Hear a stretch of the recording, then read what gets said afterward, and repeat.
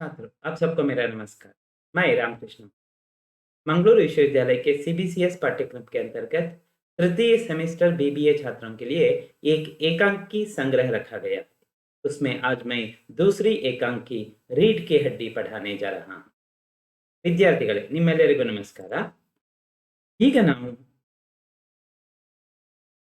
ಒಂದು ಏಕಾಂಕಿಯನ್ನ ಕಲಿಯೋದು ಪ್ರಯತ್ನ ಮಾಡೋಣ. एकांकी का नाम है रीढ़ की हड्डी. एकांकी सीखने से पहले एकांकी सीखने के उद्देश्य को जानना अति आवश्यक है. यहाँ क्या उद्देश्य है? सामाजिक एकांकियों का महत्व समझना, क्योंकि सबसे पहले हमें समझना कि एकांकियों का महत्व क्या होता है और उसमें भी सामाजिक एकांकी का क्या महत्व होता है, उससे क्या हमें प्राप्त होता है. और दूसरा यहाँ स्त्री स्वतंत्रता की आवश्यकता को समझना.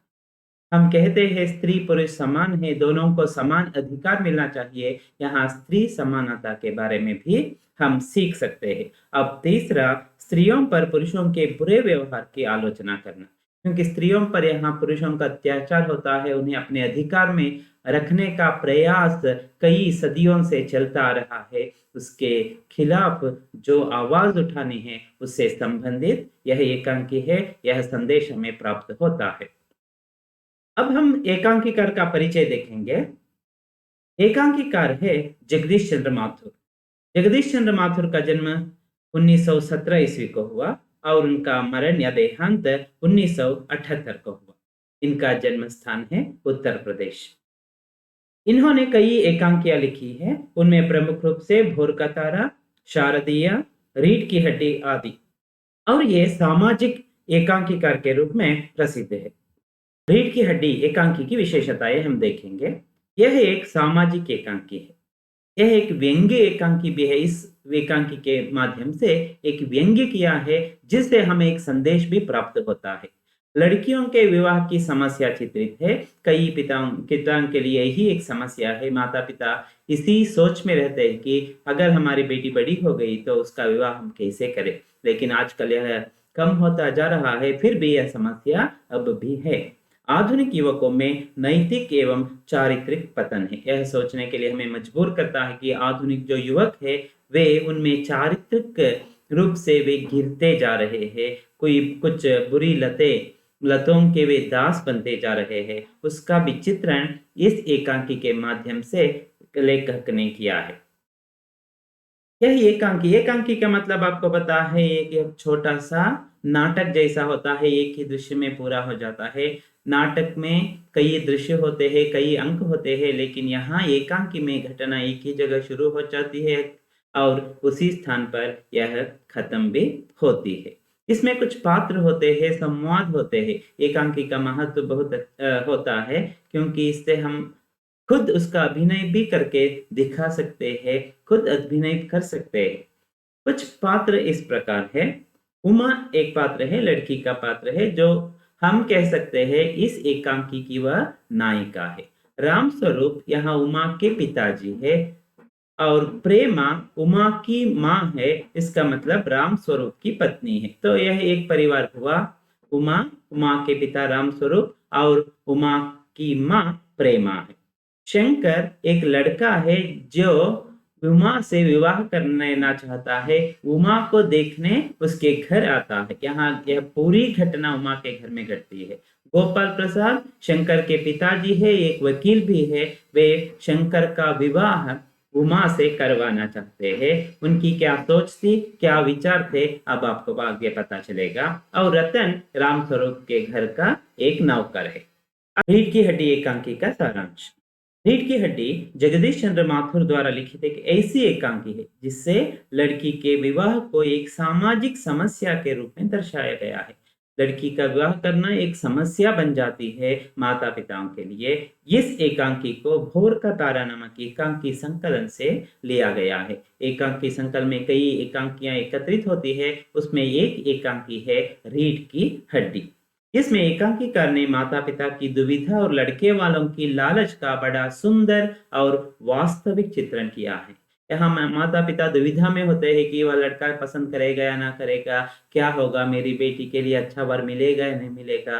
तो ऐसी सोच में वे दुविधा में रहते हैं. और लेकिन जो वर्ग के साथ आने वाले या उसके माता पिता वे लालची होते हैं, वे ज्यादा से ज्यादा दहेज लेना चाहते हैं, उसी की योजना बनाते हैं। सुंदर और वास्तविक चित्रण मिलता है। साथ ही अगर लड़कियां पढ़ लिख जाए तो अपने को कैसे लालचियों से बचा सकती है, यह एक महत्वपूर्ण बिंदु है। अगर लड़कियां पढ़ी लिखी हो ಅಂದ್ರೆ ಹುಡುಗಿಯರು ಓದಿದ್ರೆ ಕಲ್ತ್ರೆ वे इन ಲಾಲಚಿयों ಈ ದುರಾಸೆಯಿಂದ ಕೂಡಿದ ಜನರಿಂದ ತಮ್ಮನ್ನು ತಾವು ರಕ್ಷಿಸಿಕೊಳ್ಳಬಹುದು, बचा सकती है। उसका भी यह एक अद्भुत उदाहरण है। समाज में लड़की का विवाह एक समस्या है, इस प्रकार वे दिखाते हैं, लेकिन यह समस्या अब धीरे धीरे कम होती जा रही है। इसके पीछे एक ही कारण है, अब लड़कियां पढ़ी लिखी ज्यादा हो रही है, अपने आप पर वे निर्भर रहती है, दूसरों पर निर्भर नहीं होती। इस कथन को स्पष्ट करता हुआ एकांकी बहुत सी बातों से हमें समझाती है, कई बातें हम सीख सकते हैं। इस एकांकी में कुल 6 पात्र है, अब आपको पता चला है, फिर से कह देता हूँ। रामस्वरूप लड़की के पिता है, उनका नौकर रतन है, स्वरूप की पत्नी प्रेमा है और उनकी बेटी का नाम उमा आपको पता चला है, जो ये इस एकांकी की नायिका है। उमा को देखने के लिए आने वाला लड़का शंकर है और उसके पिता गोपाल प्रसाद है, वे एक वकील भी है। पूरी एकांकी एक साधारण रूप से सजे कमरे में घटित होती है। एक कमरे का दृश्य है, वह घर है, राम स्वरूप का घर है, उसमें एक कमरा है। पूरी एकांकी एक साधारण रूप से सजे कमरे में घटित होती है। उमा को देखने के लिए गोपाल प्रसाद और उनका बेटा शंकर आने वाले हैं।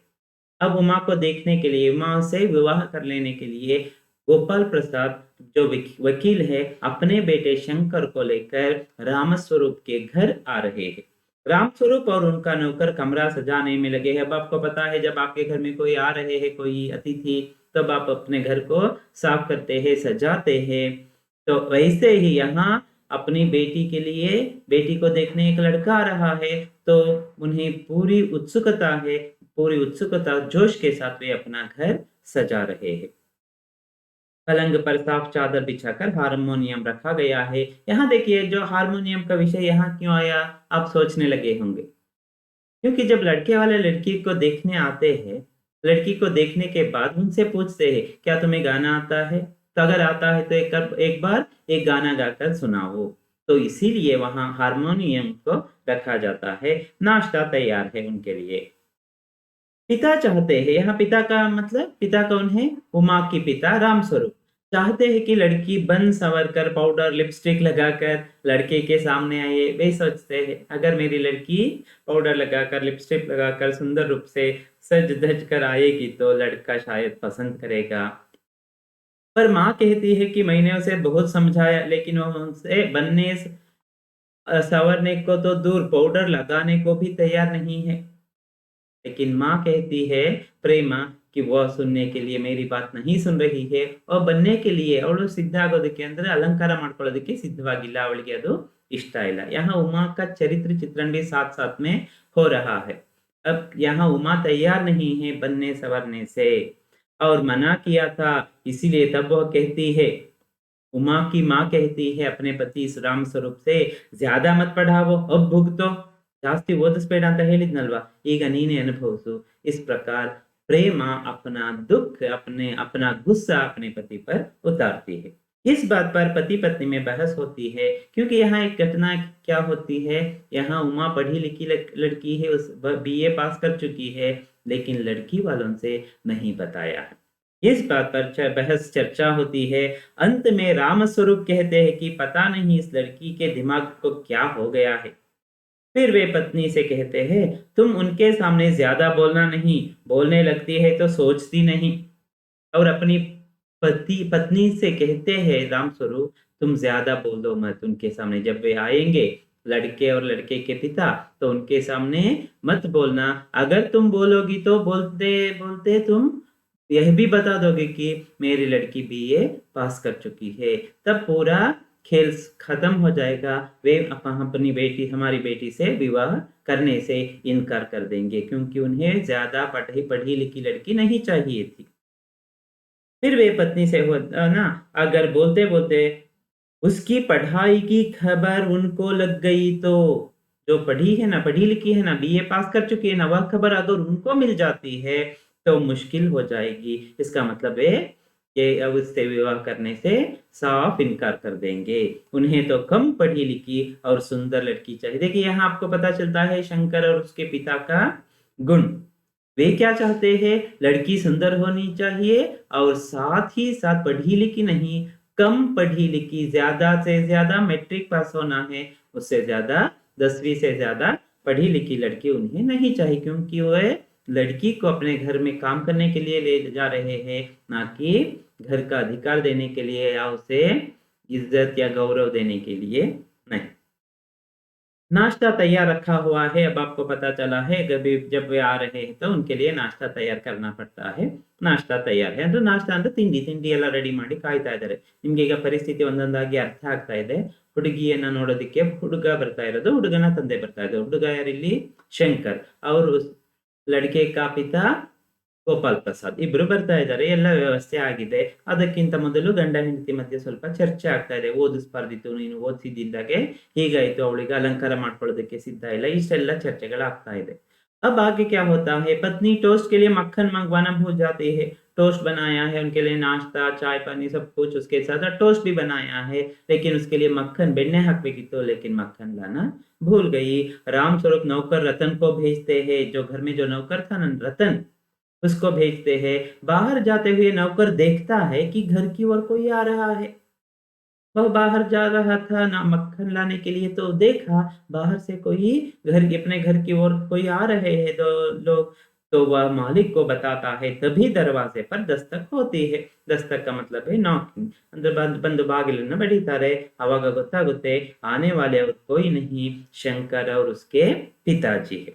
पिताजी का नाम आपको पता है, गोपाल प्रसाद। दरवाजा खुलने पर गोपाल प्रसाद और उसका बेटा शंकर अंदर आते हैं। यहाँ यह बताना अनिवार्य है कि लड़का बहुत बिगड़ा हुआ है। देखिए यह कहानी का एक प्रमुख अंश है। यहाँ लड़के की हालत ठीक नहीं है।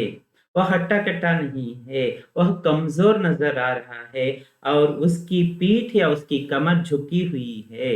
ಬೆನ್ನು ಬಗ್ಗಿದೆ ಅವನಿಗೆ ಈಗಲೇನೆ. वह उतना तंदुरुस्त लड़का नहीं है। मेहमान का स्वागत राम स्वरूप करते हैं। फिर दोनों आपस में बातें करते हुए पुराने जमाने की यादों में खो जैसे वे आते हैं तो कुछ ना कुछ ऐसे इधर उधर की बातें, अपने जमाने की बातें करने में ತಲ್ಲೀನ हो जाते. ಹಾಗೆಲ್ಲ ಯಾವ್ದಾದ್ರು ಬಂದಾಗ ತಕ್ಷಣವಾಗಿ ಎಲ್ಲಿ ಹುಡುಗಿನ ತೋರಿಸಿ ನಾವು ನೋಡ್ತೀವಿ ಅಂತ ಹೇಳೋದಿಲ್ಲ. ಅವ್ರು ಏನ್ ಮಾಡ್ತಾರೆ, ಅದು ಇದು ವಿಷಯಗಳನ್ನೆಲ್ಲ ಮಾತಾಡಿ फिर जो मुख्य विषय होता है लड़की को देखने का काम होता है उस पर आते हैं। आगे क्या होता है? तभी अचानक अपनी आवाज और बात करने के तरीके को बदलकर गोपाल प्रसाद कहते हैं, अब कुछ बिजनेस की बात हो जाए। तो इतनी अच्छी तरह से बातें हो रही थी तो बीच में ही अपनी आवाज बदल दी, ತಮ್ಮ ವಾಯ್ಸ್ ಮತ್ತೆ ಬೋಲ್ನೆ ಕಾ ತರೀಕಾ ಬದಲ. ಅಂದ್ರೆ ಒಂದು ರೀತಿ ಸೀರಿಯಸ್ ಆಗಿ, ಈಗ ಸ್ವಲ್ಪ ನಾವು ಬಿಸ್ನೆಸ್ ಬಗ್ಗೆ ಮಾತಾಡೋಣ ಅಂದ್ರೆ ನಾವು ಬಂದಿರೋದು ಬರೀ ಅದು ಇದು ಮಾತಾಡೋದಕ್ಕಲ್ಲ, ಸ್ವಲ್ಪ ಬಿಸ್ನೆಸ್ ಬಗ್ಗೆ ಮಾತಾಡೋಣ. देखिए यहाँ एक शादी के संबंध को एक बिजनेस बनाना चाहता है वो। रामस्वरूप खुद अंदर जाते हुए कहते हैं, पहले नाश्ता कर लीजिए, बाद में हम उसके बारे में बात करेंगे। रामस्वरूप नाश्ता लाने के लिए अंदर जाता है और नाश्ता लगवाकर खुद ही लेकर आते हैं। इस बीच गोपाल प्रसाद अपने बेटे, जब रामस्वरूप अंदर जाता है तब यहाँ ये दोनों बातें करते हैं। शंकर और गोपाल प्रसाद अपने बेटे से, शंकर से वे कहते हैं, आदमी तो भला है, मकान देखकर ये आदमी तो अच्छा आदमी दिखता है। भला आदमी ಅಂದ್ರೆ अच्छा आदमी, ಒಳ್ಳೆ ಮನುಷ್ಯ. ಮಕಾನ್ देखकर हैसियत भी ठीक लग रही है, ಮನೆ ನೋಡಿದ್ರೆ ಒಳ್ಳೆ ಸಂಬಂಧ ಚೆನ್ನಾಗಿದೆ ಅನಿಸ್ತಾ ಇದೆ. पर पता तो चले लड़की कैसी है, ಹುಡುಗಿ ಹೇಗಿದ್ದಾಳೆ ಇನ್ನೂ ಗೊತ್ತಿಲ್ಲ, ನೋಡ್ಬೇಕು. इस प्रकार इतना कहकर अपने बेटे को डांट लगाते हैं कि तन कर बैठने को कहा। ಅವನು ಹೀಗೆ ಕೂತ್ಕೊಂಡಿದ್ದ, तन कर बैठो, सीधा बैठने के लिए गए थे। अबे आपको पता चला कि वह लड़का, उसकी कमर झुकी हुई है, तो ठीक तरह से तन कर स्ट्राइट आगे ಕೂತ್ಕೊಳ್ಳೋದಕ್ಕೆ ಹೇಳ್ತಾನೆ. इसका मतलब यह क्या है? गोपाल प्रसाद के बेटे में ही कमजोरी है, वही एक तंदुरुस्त लड़का नहीं है.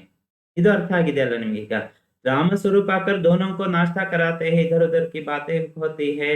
गोपाल प्रसाद पूछते हैं कि लड़की सुंदर तो है, आपका घर हमें पसंद आया, आपका संबंध भी हमें अच्छा लगा, लेकिन लड़की कैसी है, लड़की के बारे में जरा बताइए थोड़ा. गोपाल प्रसाद से पूछते हैं, तो लड़की सुंदर तो है? इस पर राम स्वरूप कहते हैं, खुद ही देख लीजिए। नीवे नोडी। जन्मपत्री के बारे में जो कुंडली होती है ना, कुंडली के बारे में बात होती है, तो राम स्वरूप कहते हैं, भगवान के चरणों में रख दी है, मिली हुई समझिए।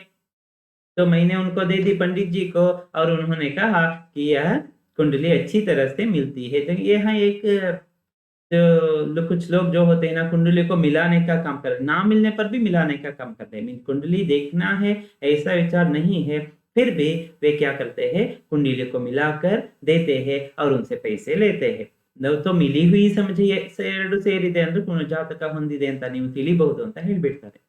बातों बातों में गोपाल प्रसाद पूछते हैं, ज्यादा पढ़ी लिखी तो नहीं है? मुझे ऐसा कुछ विषय मिला, तो इस प्रकार की बातें मैंने सुनी कि आपकी लड़की पढ़ी लिखी है। क्या ज्यादा पढ़ी लिखी तो नहीं है ना? और सिलाई कढ़ाई जानती है?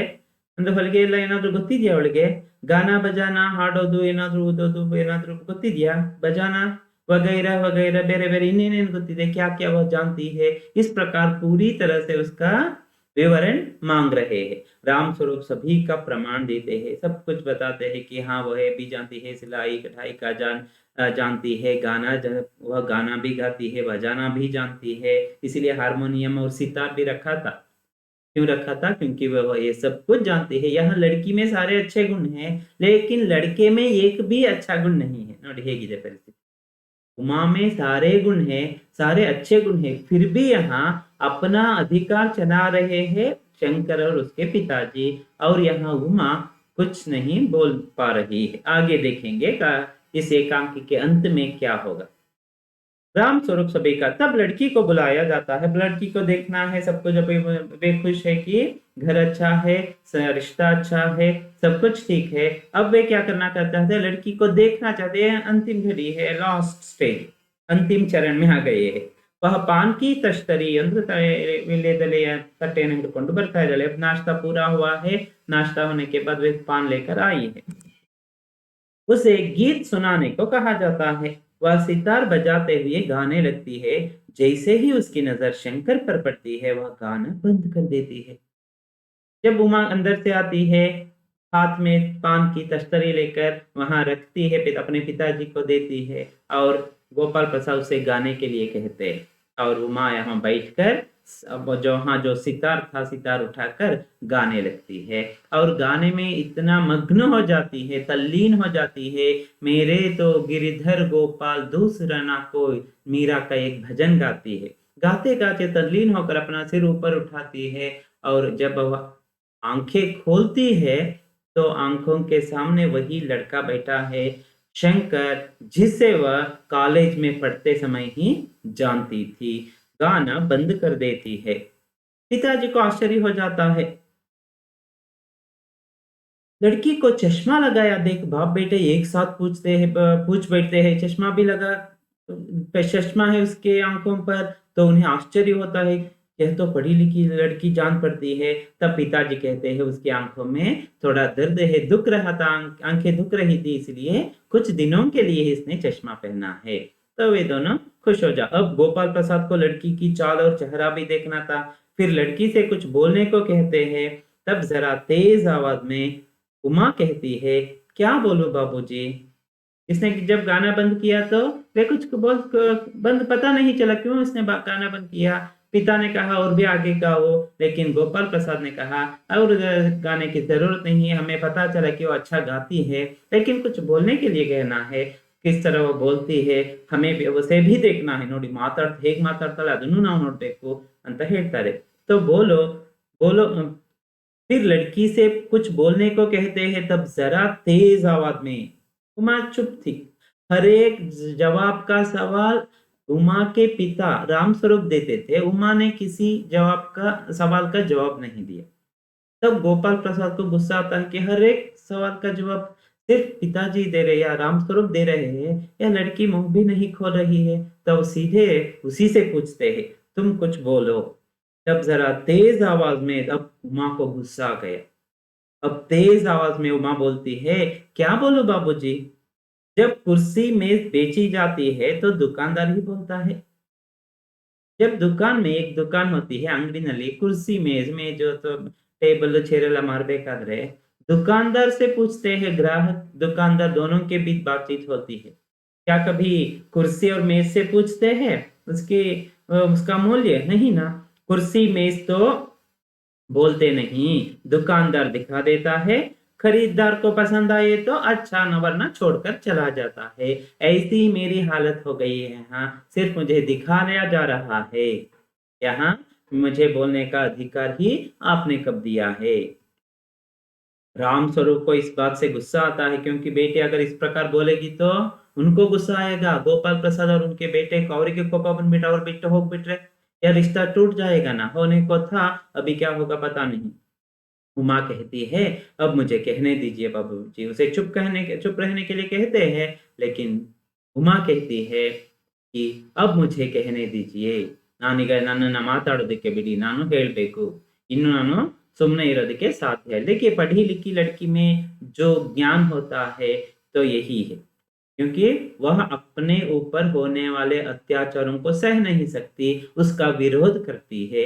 ऐसा ही हमें आज के समाज में चाहिए, ऐसी लड़कियां हमें चाहिए, क्योंकि खुद पर अत्याचार होने से बचाना है, खुद को बचाना है। ನಮ್ಮನ್ನ ನಾವು ಬದುಕಿಸ್ಬೇಕು ಅಂತ ಸೇವ್ ಮಾಡ್ಕೋಬೇಕು, ರಕ್ಷಿಸ್ಕೋಬೇಕು। ये महाशय आगे बढ़ती है वह, उमा आगे कहती है ये महाशय जो है ना मुझे खरीदने आए हैं। जरा इनसे पूछिए तो क्या लड़कियों में दिल नहीं होता है? लड़कियों में दिल नहीं होता? ಹುಡುಗಿಯರಲ್ಲಿ ಮನಸ್ಸೇ ಇಲ್ಲೋ ಹಾಗಾದ್ರೆ? लड़कियों से पूछने की जरूरत नहीं है क्या? क्या उनको चोट नहीं लगती?